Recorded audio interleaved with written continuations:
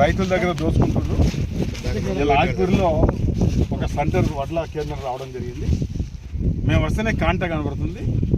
కాంటాలో 43 పెట్టారు. 43 పెట్టారు ఇక్కడ. తర్వాత ఎవరైతే కాంటా చేస్తుందో హమాలీసు వాళ్ళు బీహార్ అనుకుంటా బహుశా వాళ్ళు ఏమంటారు 43 అంటారు.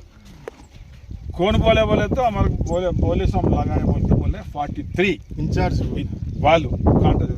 ఇన్ఛార్జ్ ఆమె కూడా ఆ తల్లి ఏమంటుంది 43 పెట్టకపోతే రైస్ మీద తీసుకుంటే మాట. ఇంతకన్నా సాక్ష్యం అడగట్లేదు. ఇది కూడా కలెక్టర్ గారు పంపిస్తాం.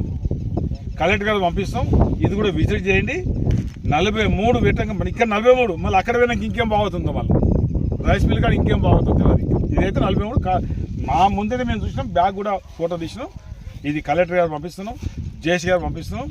మరి ఇప్పటికైనా స్థానిక ఎమ్మెల్యే స్పందించాలి. మీరే గన్ని బ్యాగ్ అన్నారు, గన్ని బ్యాగ్ పోయింది, అది 43 పోతుంది. ఇది రైతుల దగ్గర దోసుకోవడానికి డబ్బులు పెద్ద ఎత్తున మరి రైస్ మిల్లకు లాభం చేయడానికి ఇది పన్నాగం.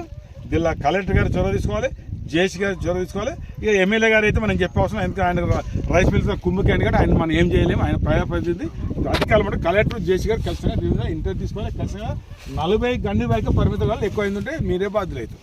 తీసుకుంటే లేకనే మేము మళ్ళీ 43 కిలో పెట్టేసినాం. ఇప్పుడైతే మంచిగా పోతున్నాయి గాడ్లు. 43 పెడితే 42 పెడితే మళ్ళీ రిటర్న్ తీసుకోలే. 43 పెడితే పాటు పోతాండి. అంటే క్లీన్ చేసి ఇమ్మన్నారు. రైతులు క్లీన్ చేయలేదు. ఇక అంటే ఒక్కొక్క దాంట్లో ఒక్కొక్క లాగున్నాయి సార్. ఏమన్నా పోతే బ్యాగ్ మన పోతే ఒక ½ కిలో పడుతుంది. మ్యాక్సిమం బ్యాగు కిలో, లేకపోతే బ్యాగ్ కిలో.